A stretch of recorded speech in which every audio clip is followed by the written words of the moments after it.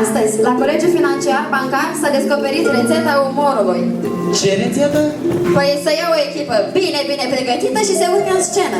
Mai apoi se ia un juriu predispus pentru a pune note bune businessmanilor. Mai apoi se ia o sală plină cu suporteri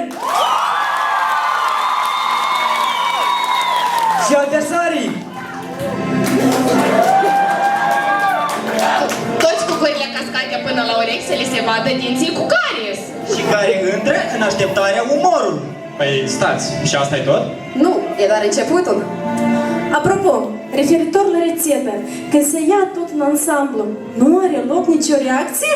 Nici reacție? Ia privește!